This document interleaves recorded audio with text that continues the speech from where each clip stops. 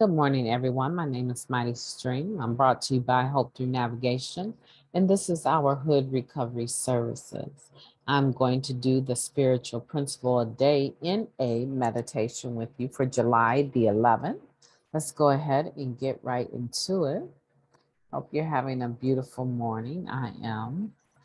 Okay, July 11th, Compassion for Ourselves, page 200. When we have compassion for ourselves, we give ourselves permission to be in the world, and that makes us much more useful to the world.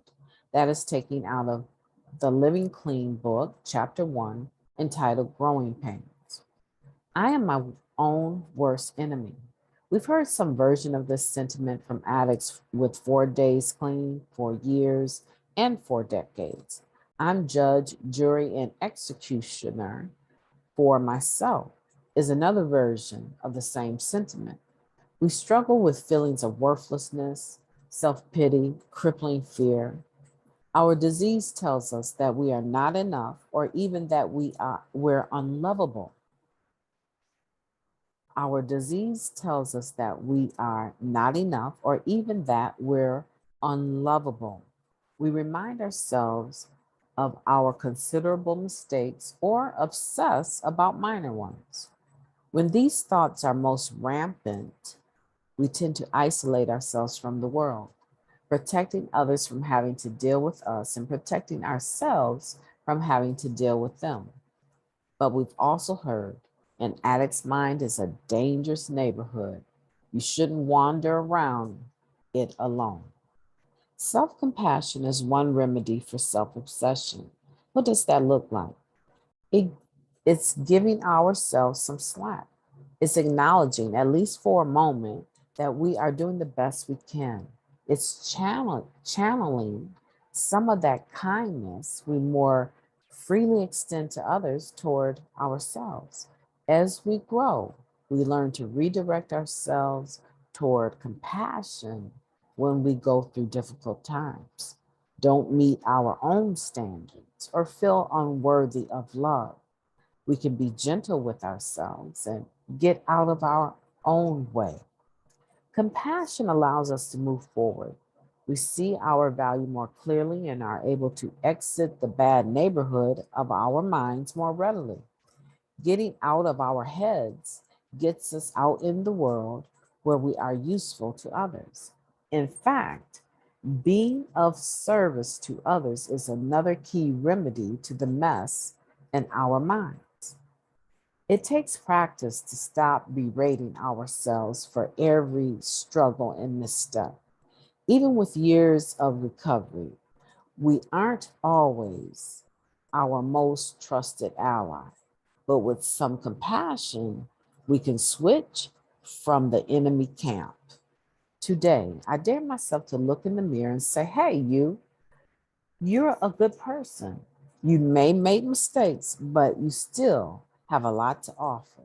So crawl out from under your rock and get out there and rock it. That's beautiful. That I like that. I like that reading for a spiritual principle day, and it's talking about compassion for others. The just for the day that I just did was talking about encouragement for ourselves and for others, and this is talking about compassion for others, but also for ourselves. We tend to be really hard on ourselves, don't we? We look at what we've done and what we haven't done, and we don't really cut ourselves very much slack. Well, today you're going to change that. Today, listen, let me tell you why it's important that you change it, first of all. It's important that you are more compassionate with yourself, because if you give yourself room for slack, right? If you give yourself some slack and room for making mistakes or not having your best day or not always bringing your A game, you propagate, you set yourself up for another opportunity to be successful. That's why you need to be compassionate for yourself. Because when you have compassion for yourself and you give yourself room for error, you put a down payment on another opportunity that will come your way that you will be successful at. This is where, when we say don't quit or quitting is not an option, a lot of people quit right before they're just about to hit success. You know, I used to be in multi-level marketing, right? And they would always tell us, you have to get so many no's before the yes will come. And after you get your yes, some more no's will come. But you cannot personalize those. You cannot internalize the no's. You have to be grateful for the no's, because the no's are getting you just that much closer to the yes that it's going to really, really make a difference in your life. And this is the same thing with compassion. When you have compassion in your life and those no's come up, or those mistakes come up, the more you embrace those and don't judge yourself, don't be the jury of yourself, and don't be the executioner of yourself, the more you embrace the mistakes, the closer you are to the success.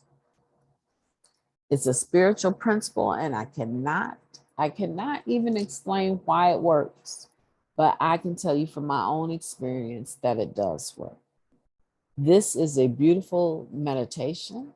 The spiritual principle is compassion. And your challenge today is to look at yourself in the mirror and say that you are a good person.